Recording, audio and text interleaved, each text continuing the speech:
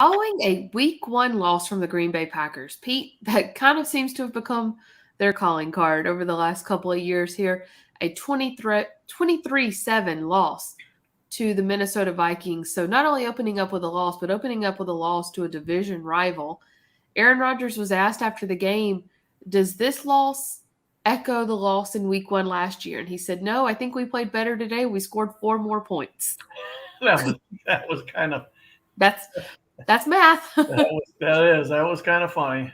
He was technically right. But that being said, even after a week 1 loss last year, of course they come back through the number 1 overall seed in the NFC.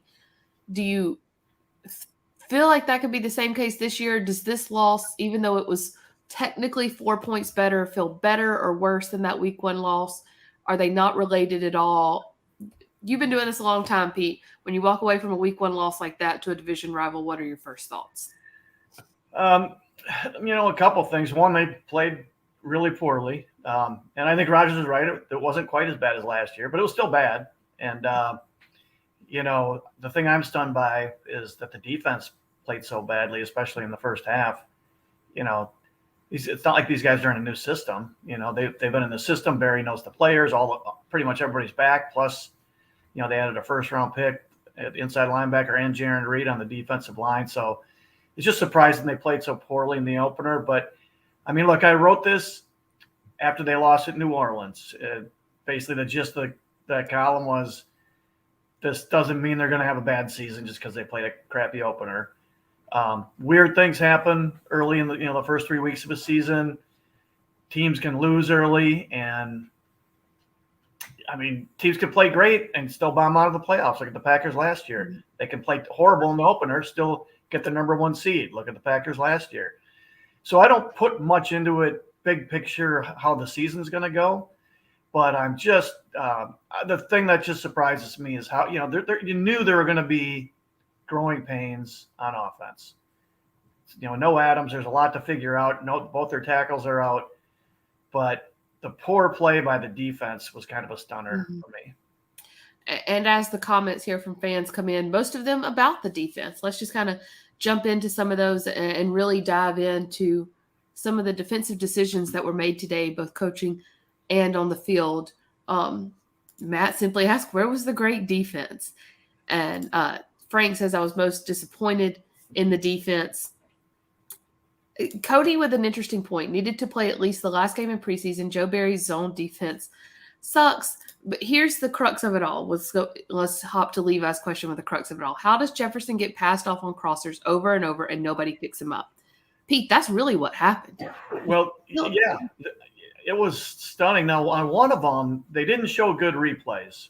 On the real long one, the 62-yarder or whatever it was, it looked to me because you couldn't tell live action, it looked to me from one of the replays they showed that Rasul Douglas, who was on him to start with, was playing man, and everybody else, or no, maybe it was 23 was on him. Alexander might have been. So everybody else was playing zone except for Rasul Douglas, it looked like.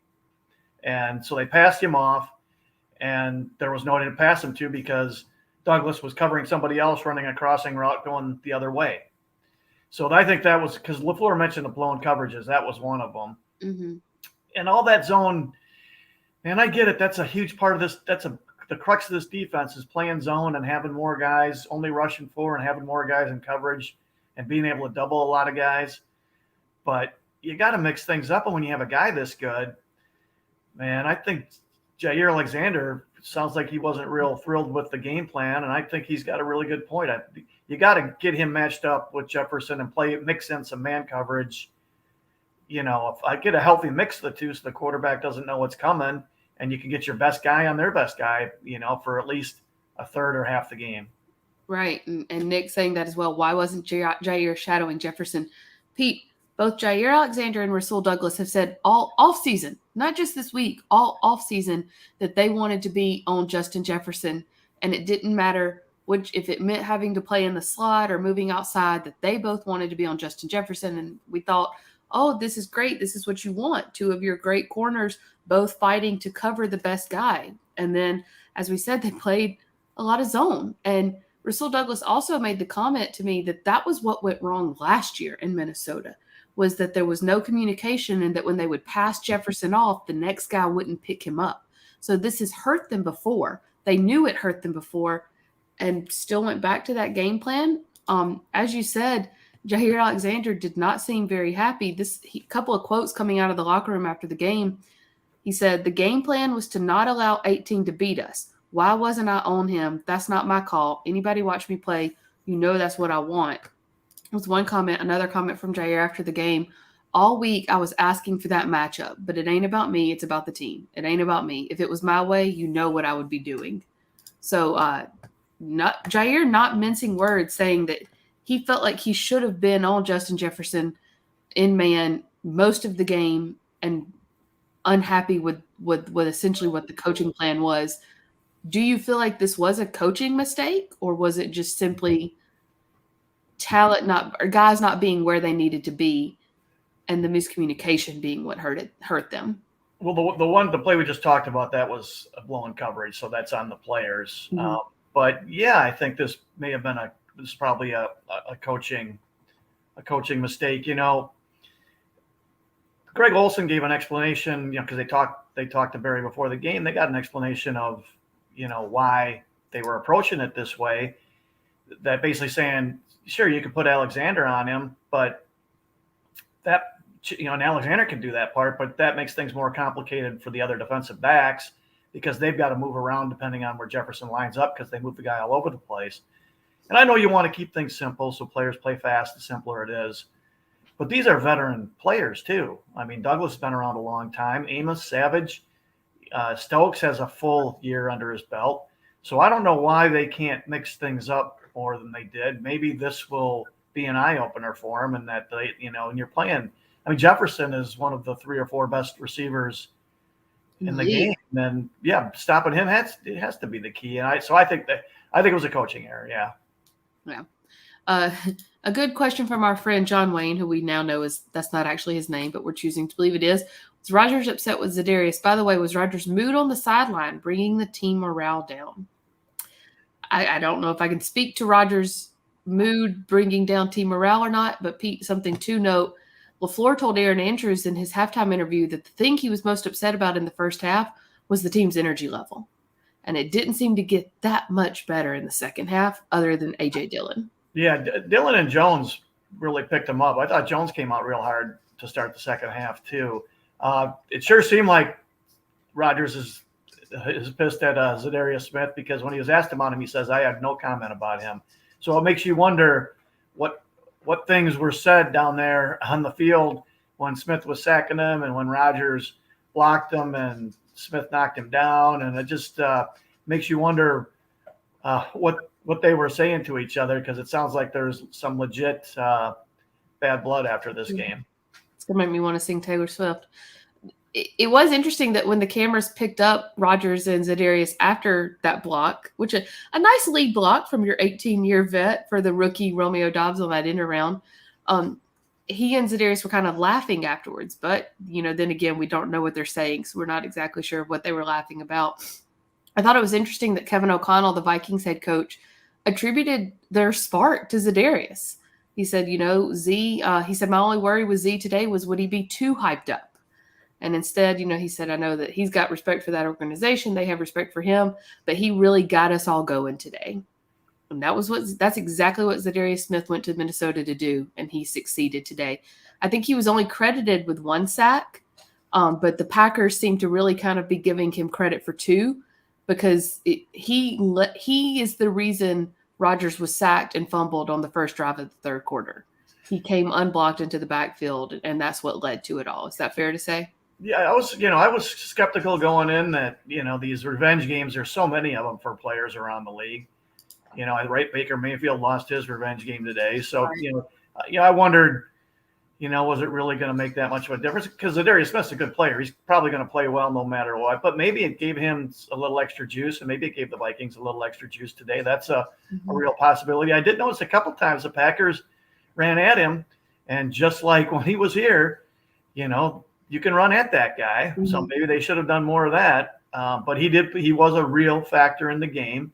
And, it did seem like his juice gave his team, a little bit of a lift in this game that it might not have otherwise had. It'll be real interesting when these teams match up again, later in the year, see how that goes. To your point about being able to run right at him and just running in general, let me find this comment here. Mike says, Packers should have kept running the ball instead of trying to rely on the passing game. I'm looking here. Let's see. They had 111 yards rushing. Not bad. I mean, and they lost a yard because of a sack or because of some sacks. A.J. Dillon had 45 yards. Aaron Jones, 49. Romeo Doubs, 11 on that end around. Christian Watson, 7 on an end around as well. So between Jones and Dillon, almost 100 yards. Do you feel like that was a game plan, part of the game plan that was working that they got away from too soon? Yeah, probably, or somehow or other get the ball in those guys' hands. It does. You do wonder. I mean, Watson, that was an incredibly bad drop because it wasn't like he was extended. I mean, that ball was right on the money. So there's, you got a touchdown right off the bat, a 7-0 start. All of a sudden it's 7-7. Who knows what happens? But those things happen. Guys drop passes, and you still have to recover. I think it's going to take half a season for these guys to get a really good feel for how to run their offense and how to use guys. That's why, I picked them to go. I think they're going to be good, and I picked them to go 12-5. But I wasn't going 14-3 or anything like that. I think they're going to have some struggles in the first half of the season offensively. I did think their defense would be good enough to pick them up, and they were not even close to good enough to pick them up today. Aaron Jones, between his 5 rushes and his 3 receptions, that's 8 touches. And Matt LaFleur said after the game, anytime you come out of a game when Aaron Jones only has 8 touches, you did something wrong. They probably need those 2 guys to combine for, and I'm just going off the top of my head here, so kind of making it up, but 30 touches between the 2 of them. I don't think that's anything outlandish, So yeah, they were. How many did they have total? Let's 20? See. Jones had 8. Dillon had 15. So that's 23. Yeah. So they should probably be between 30 and 30. Well, yeah, with the catching the ball too. Yeah, they should be. That's total. That's rushes and receptions. Rushes and catches, right? So they should be closer to 35 than 20. Mm-hmm. Stephen with a pretty decent question, or a pretty interesting question. Do you foresee any lineup changes for next week? There might be some, Pete, but they probably will be coming from injuries. Yeah, I wonder how bad Walker's injury is, the shoulder injury. That would be a big blow because they're looking for that guy to be a good player, and he's, rookie. He's one of those guys who's going to improve as the season goes on. But to improve, he's got to be on the field playing, and you wonder if Runyon's going to. He had a concussion, it sounds like, so you wonder if he's going to miss a game, and then if Bakhtiari and Jenkins aren't packed, then Zach Tom's probably going to be the starting left guard. He seemed to do okay in there. I didn't watch him real closely, but I didn't notice him getting smoked at all. So it's just the attrition is already kicking in. But that's the NFL. It's an interesting point about Zach Tom because, Peter, I think it's fair to say that their best offensive drive of the day came when Zach Tom came in the game. And they immediately ran Dillon and Jones behind him for a couple of plays on that drive. Yeah, and I thought what they did, and that's the one thing where I thought the Vikings would be vulnerable is both, Hunter and Zadarius Smith are really good pass rushers. Mm-hmm. But Smith is a big risk taker in the run game. And he crashes down the line, so you can run outside him sometimes, and you can run at him. And Hunter's not a huge guy. I'm surprised they didn't run more outside zone at those guys. Mitchell with a question that it kind of speaks back to what you were saying a minute ago, but Watson clearly beat Patrick Peterson on the first play when the Packers had the ball. Why did they not run that same play again? Pete, before you answer this question, I want to throw this in there. Aaron Rodgers was asked about that drop because that could have, like you said, could have made the game 7-7 at the very beginning. No telling how it unfolds from there. He didn't seem too upset with the drop. He felt like those are going to just be sort of the growing pains that come with rookies.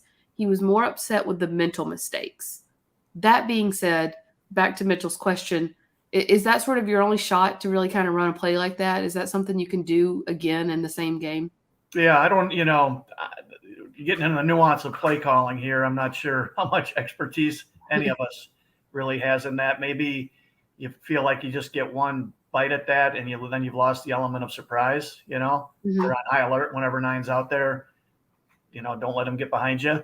Right. So maybe that was why. I mean, that's one of the things watching the games on, because you and I did not make this trip. Watching the games on TV is so limiting because you can only watch what they show you, and you can't see the whole field every play.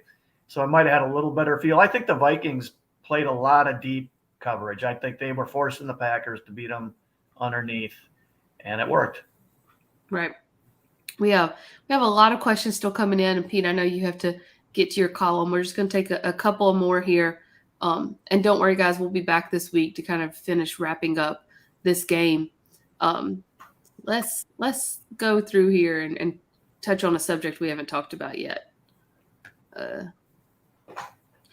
Okay, here's a good one. Let me get back up here. Sorry about that, guys. Okay. O-line looked rough today. They need Jenkins and Bach back. No waiting if they can go. Pete, that was sort of the decision that went into Bakhtiari and Jenkins not playing today, was they felt like they would need them more importantly longer down the line. But after seeing this performance from this line today, can you afford to just keep waiting and waiting until they're 110%? I'm guessing and betting that they still err on the side of caution, and if they need to wait 4 weeks instead, if they think 4 weeks is a lot better than 2, then they'll do it. I just think it's a bad sign Bakhtiari didn't practice on Friday. So that makes you wonder if he's got a couple of weeks to go. I guess the thing to watch is, look, you never know what they're going to do for sure, and these are veteran guys, but generally when guys are coming off injuries where they've been out for months, like both of these guys have, they need to practice all week and be a full participant the whole week before they play in a game. So that's going to be the signal I'm looking for. Now, maybe that'll turn out to be wrong, and maybe they'll be limited for a couple days, and one of them will be full participant Friday, and then he'll play. That's a possibility. But I'm thinking they still want to see these guys go 3 straight days, see how they are the next day, each day after that practice. And if they come out of that fine, then they're ready to play.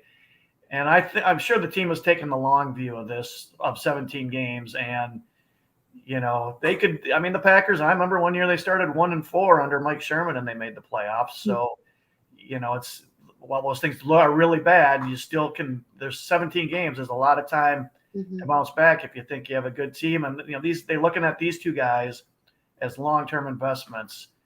I would guess, I don't know, what do you think? I'm thinking Jenkins has the better chance of the two to play next week, but, I'm just guessing.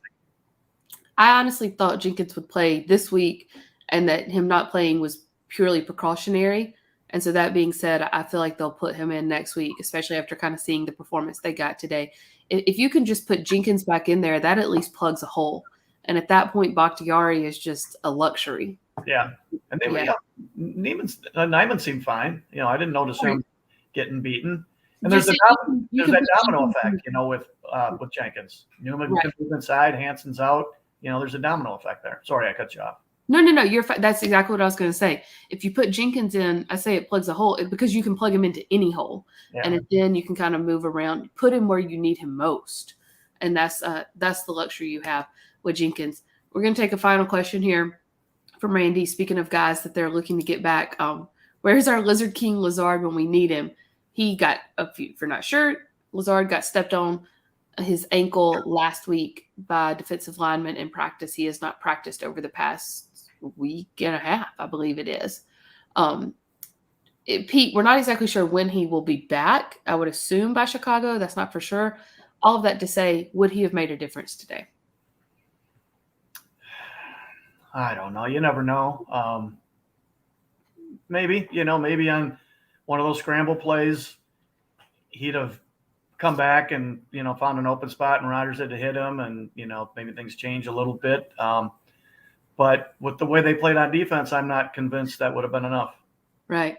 Yeah, to your point about the scramble play, the play where Rodgers was sacked and fumbled it on that scramble, he said after the game, I should have thrown it away, and he took the blame for that. He said, I should have just thrown it away instead of continuing to look for someone. On the replay, it looked like he was wanting Romeo Doubs to come back on that scramble play. And that's just one of those things where it's chemistry, and it's time, and it's experience, and it's reps. Who's to say if Alan Lazard had been on the field, would he have known to come back for that ball? And we knew that this was going to, anybody who follows the NFL, and if you were at training, you knew there were going to be issues with the offense. You're breaking in these young receivers. You don't have Adams anymore. You're missing your two best offensive linemen. There's going to be some growing pains there, and you got a great quarterback, so that should be able to make up for a lot of it. But there's going to be, LaFleur's got to figure this out. The quarterback, the players, LaFleur's got to figure out how things, the best chemistry for the offense, the best rhythm, how much to get the ball to the backs, how to get the ball to the backs. But the defense should be ready-made. I mean, they have a full season under Barry last year, and he knows all those guys. Walker and Reed are the only new players. Right. So that's the thing that, they're building this team so the defense can win them some games. Well, the defense has to win them some games. Mm-hmm. Christopher with a great point. Remember last year, week 1, 38-3, RELAX, relax. It's Rodgers' famous quote. Coming back up yet again, thanks to another week 1 loss. Guys, we will spend tomorrow, Monday, continuing to recap this loss before we move on to the Chicago Bears. Matt LaFleur will meet with the media tomorrow, as will some of the players. So stay tuned to PackersNews.com for full coverage as we continue to wrap up the week 1 season opening 23-7 loss to the Vikings. Pete, I know you have a column coming that you are going to go finish, and your insider is already on PackersNews.com, I believe. Is that correct? It is, and the column will be what we've just been mostly talking about how surprising it was that the defense was kind of a no-show today. Right. So check that out on PackersNews.com, plus full coverage from Minneapolis as well from Ryan Wood, Tom Silverstein, Pete, and I. For Pete, I'm Kassidy. Thanks so much, guys. We will see you tomorrow.